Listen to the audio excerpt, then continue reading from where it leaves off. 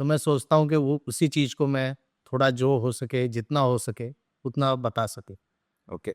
आपने ये बताया कि जो भी मेरे बिज़नेस हैं, वो वहाँ से मैं ऑपरेट करता हूँ। तो आप तो एक तो आपने बताया कंस्ट्रक्शन, हुँ। और किस चीज़ का काम है? और भी हम 1-2 चीज़ों का और भी बिज़नेस कर रहे हैं, और भी कई चीज़ों के ऊपर में अभी काम चल रहा है। अभी वो उन पे अच्छा, प्लानिंग चल रही है। प्लानिंग चल रही है, हाँ, ओके। तो वो आने वाले टाइम में वो भी चीज़ें होंगी। Coming on this particular part, motivation.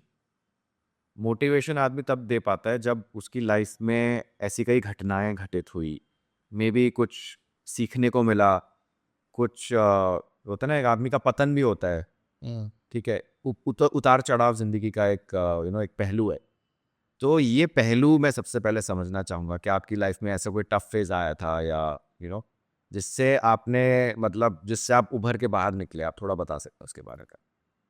Sir, जब मैं घर से निकला था, तो उस टाइम में न मेरे पास में कोई अच्छी क्वालिफ़िकेशन थी, न मेरे पास में पैसा था। तो कोई भी चीज़ ऐसी नहीं थी कि जिसके बेस के ऊपर में मैं कुछ चीज़ की शुरुआत कर सकूँ। खाली एक थी, तो मेरे अंदर में एक हिम्मत थी। मेरे अंदर में खुद के ऊपर में जो कॉन्फिडेंस था, वो था कि मैं चलो कुछ ना कुछ तो मैं कर ही लूँगा। तो उसी चीज़ से मेरे को स्ट्रगल भी बहुत करना पड़ा। चीज़ें भी समझ में आई कि लोग कैसा ट्रीट करते हैं। जहाँ पे भी उनको मौका मिलता है तो आपको दबाने की वो कोशिश करते हैं, बिल्कुल। ठीक है?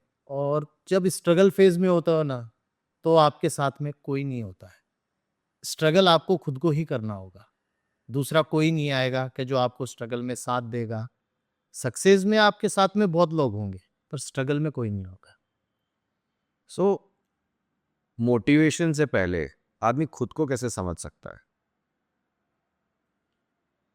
मोटिवेशन सर एक किसी भी चीज़ को करने की एक आग होती है।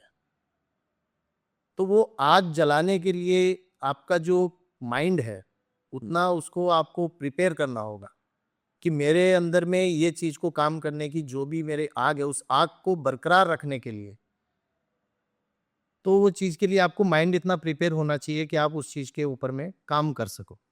क्योंकि जब तक आपका माइंड स्ट्रॉन्ग नहीं है, तब तक आप कोई भी डिसीज़न कुछ भी करने की सोच नहीं सकते।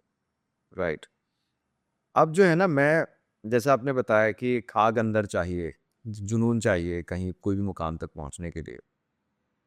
मेरा मानना है कि वो सबसे ज़्यादा जो आपका माइंड स्ट्रॉन्ग होता है, वो आपको आपके टफ फेज़ से होता है। जब जी। लाइफ़ बिल्कुल वैसी चल रही है कि ना एक सीधी रेखा चल रही है, इट मीन्स लाइक कुछ है नहीं, उतार-चढ़ाव नहीं है, और लाइफ़ ऐसी होती नहीं है।